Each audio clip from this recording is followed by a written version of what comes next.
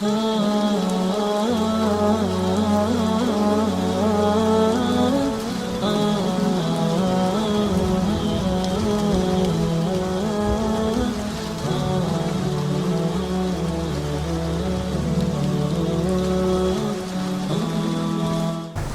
قمی، آج جس کتاب کا تعارف آپ کی خدمت میں پیش کریں گے وہ کتاب ہے تفسیر قمی۔ ان کے مؤلف ہیں علی ابن ابراہیم قمی، علی ابن ابراہیم قمی۔ قم کے اس کا قمی سے مراد کیا ہے؟ یعنی قم کے رہنے والے ہیں، اور قم کے برجستہ علماء میں اور محدثین میں ان کا شمار ہوتا ہے۔ تفسیر کا نام ہے تفسیر قمی، یعنی تفسیر القمی، اور اس کے جو لکھنے والے مؤلف ہیں علی ابن ابراہیم قمی۔ علی ابن ابراہیم قمی جو ہے وہ ثقہ راویوں میں سے ہیں اور کثیر الروایہ ہیں، یعنی بہت زیادہ انہوں نے روایتیں نقل کی ہیں۔ اور قم کے جو حوزہ تھا، یعنی اکثر جو شخصیات تھیں ہماری، جو علمی شخصیات تھیں، وہ یا قم سے تھیں یا کہاں سے تھیں؟ بغداد سے، بغداد کے بعد پھر نجف سے۔ جب نجف کا حوزہ تعمیر ہو گیا، تاسیس ہو گیا، شیخ طوسی نے تاسیس کیا نجف کے حوزے کو، تو پھر جو ہے یہ شخصیات جو ہے وہاں پر انہوں نے اپنی علمی خدمات کو انجام دیا۔ قم کے حوزے میں ایک انتہائی برجستہ شخصیت تھیں علی ابن ابراہیم قمی۔ ان کے جو استاد تھے ان میں سر فہرست جو نام لیا جاتا ہے وہ خود ان کے والد گرامی ہیں، ابراہیم بن ہاشم۔ ابراہیم بن ہاشم، ابراہیم کے بیٹے تھے علی بن ابراہیم، جن کی کتاب ہے، اور ان کے والد کا کیا نام تھا؟ ابراہیم بن ہاشم۔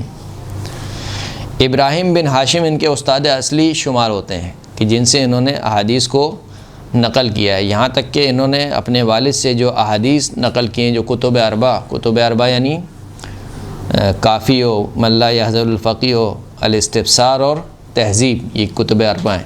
کتب اربع میں جو انہوں نے اپنے والد سے روایت نقل کی ہیں وہ کتنی ہیں؟ 7083 روایات ہیں، 7083 روایتیں جو انہوں نے اپنے والد سے نقل کی ہیں، جو کہ کتب اربع میں موجود ہیں۔ اس کے علاوہ جو ان کے استاد ہیں وہ محمد بن عیسیٰ، اور اسی طریقے سے ہارون بن مسلم بن سعدان، اور اسی طریقے سے اور دوسرے افراد سے بھی انہوں نے علم حاصل کیا۔ نجاشی جو کہ ہمارے علم رجال کے ایک انتہائی برجستہ عالم ہیں، انہوں نے علی ابن ابراہیم کو ثقہ شمار کیا اور کہا کہ انتہائی عظیم مرتبت اور منزلت کی حامل شخصیت تھیں، اور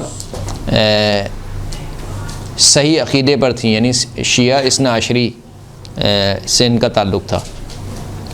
یہ بھی کہا جاتا ہے کہ انہوں نے امام ہادی یعنی امام علی نقی علیہ السلام اور امام حسن عسکری علیہ السلام، اللہم صلی علی محمد و آل محمد،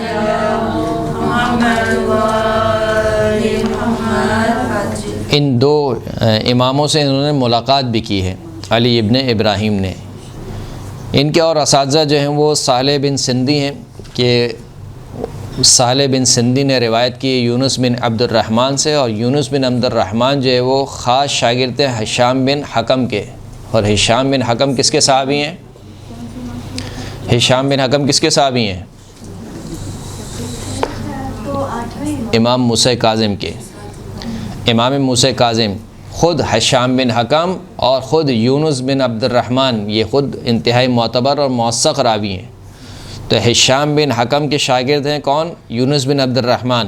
یونس بن عبد الرحمن کے شاگرد ہیں صالح بن سندی، اور صالح بن سندی استاد ہیں کس کے؟ علی بن ابراہیم کے۔ سندی، سین نون دال، یہ سندی بن شائق ہے نا۔ سندی بن شائق کون ہے؟ سندی بن شائق، یہ جس نے زہر دیا امام موسیٰ کاظم کو۔ سندی بن، یعنی یہ والا سندی نہیں، وہ دوسرا ایک بندہ سندی بن شاہق، کہ جس نے امام موسیٰ کاظم کو زہر دیا ہارون الرشید کے کہنے پر۔ خوب،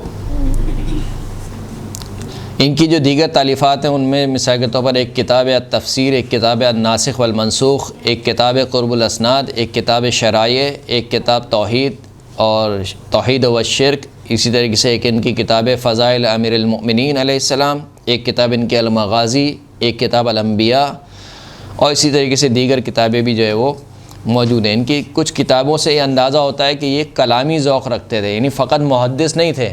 محدث کا کام کیا ہوتا ہے؟ ہر مسئلے میں وہ حدیث کو لے کر آتا ہے، حدیث کو نقل کر دیتا ہے، لیکن جو کلامی بندہ ہوتا ہے وہ حدیث کو بھی لے کر آتا ہے اور عقلی استنباطات کو بھی لے کر آتا ہے، اور ائمہ کے کلام کو اپنے استدلال کے تائید کے طور پر پیش کرتا ہے۔ اس کو کہا جاتا ہے کہ یہ کلامی بھی ہے، یعنی فقط حدیثی نہیں ہے بلکہ اس کا تعلق علم کلام سے بھی ہے۔ تو ان کی کچھ کتابوں کو دیکھ کر یہ لگتا ہے کہ یہ فقط محدث نہیں تھے بلکہ علم کلام میں بھی مہارت رکھتے تھے۔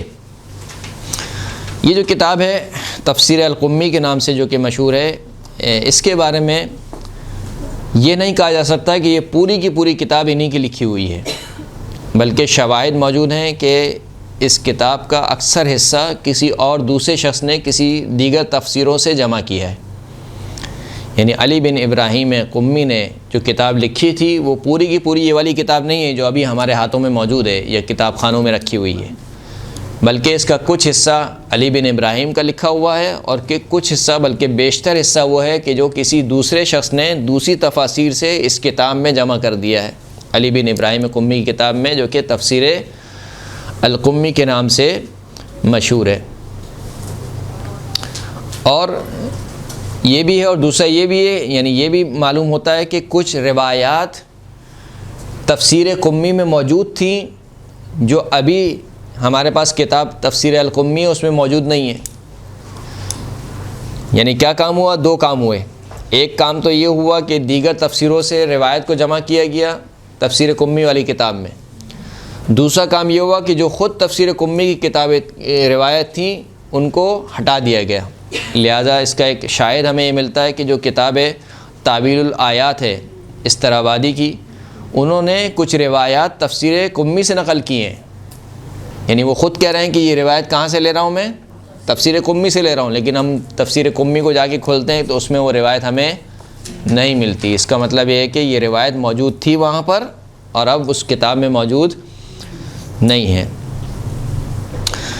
لہذا وہ دوسرا بندہ کون تھا کہ جس نے اس کتاب میں دیگر احادیث کو جمع کیا؟ اس کے بارے میں اختلاف ہے۔ آغا بزرگ تہرانی کہتے ہیں کہ اس کا نام تھا ابو الفضل عباس بن محمد بن قاسم، جو کہ شاگرد تھا علی بن ابراہیم کا۔ علی بن ابراہیم کا شاگرد تھا، اس نے دیگر تفاسیر سے روایات کو اسی کتاب میں شامل کیا۔ جبکہ جو ابھی ہمارے موجودہ ایک مجتہد ہیں سید موسیٰ شبیری زنجانی، سید موسیٰ شبیری زنجانی، وہ یہ کہتے ہیں کہ کیونکہ اس کے جو اغلب اس کتاب کے جو راوی ہیں تفسیر القمی کے جو دوسری جلد ہے اس کے جو اکثر راوی جو ہے وہ احمد بن ادریس اور حسن بن علی مہزیار اور محمد بن جعفر رزاز، یہ جو ہے وہ کون ہے؟ علی بن حاتم قزوینی کے استادوں میں سے موجود ہوتے ہیں۔ لہٰذا وہ یہ کہتے ہیں کہ علی بن حاتم نے جو ہے وہ دیگر کتب سے روایات کو اس کتاب میں جمع کیا، لے کر آئے۔ بہرحال تو یہ اتنا ضرور ثابت ہے کہ یہ پوری کی پوری کتاب جو ابھی ہمارے پاس موجود ہے یہ علی بن ابراہیم کی نہیں ہے، اس کا ایک حصہ علی بن ابراہیم کا ہے، جبکہ دوسرا بلکہ بیشتر حصہ دیگر تفسیر کی کتابوں سے روایت کو جمع کیا گیا ہے۔ اس کتاب میں ایک مقدمہ لکھا گیا ہے جس مقدمے میں علوم قرآن کو ڈسکس کیا گیا ہے۔ مثال کے طور پر ناسخ و منسوخ کسے کہتے ہیں، محکم متشابہ کسے کہتے ہیں، خاص اور عام کیا ہوتا ہے، منقطع اور معطوف کسے کہتے ہیں، ان تمام چیزوں کو جو ہے وہ اس کتاب کے مقدمے میں ذکر کیا گیا ہے، یعنی مؤلف نے اس کو ذکر کیا ہے۔ البتہ اس کتاب میں کچھ ایسی روایت بھی پائی جاتی ہیں کہ جو مکتب تشیع کے عقائد سے ٹکراتی ہیں اور مکتب تشیع ان کو قبول نہیں کرتے ہیں، جس میں صراحتاً مثال کے طور پر انبیاء علیہ السلام کی جانب ایک نسبت ناروا دی جاتی ہے۔ مثال کے طور پر کہا جاتا ہے کہ داؤد جو ہے وہ ایک ایسی عورت کے عاشق ہو گئے کہ جو کہ اوریا نام کا ایک عورت تھی، جو کسی حضرت داؤد کی جو فوج تھی، جو لشکر کا ایک سپہ سالار تھا، اس کی جو ہے وہ بیٹی تھی، اس سے ان کو عشق ہو گیا، پھر اس کی پوری عشق کی ایک داستان جو ہے وہ اس روایت میں نقل کی گئی۔ بہرحال یہ ایسی جو روایتیں ہیں وہ روایتیں کیا ہیں؟ مردود ہیں۔ مردود سے مراد یہ ہے کہ ہم اس کو رد کرتے ہیں اور اس کو قبول نہیں کیا جاتا۔ اور اسی طریقے سے اور دیگر روایتیں بھی اس کتاب میں موجود ہیں جو بہرحال مکتب تشیع کے عقائد سے ٹکراتی ہیں اور مکتب تشیع کے علماء اس کو قبول نہیں کرتے ہیں۔ وآخر الدعوانا ان الحمد للہ رب العالمین۔ صلی اللہ علی محمد و آل محمد۔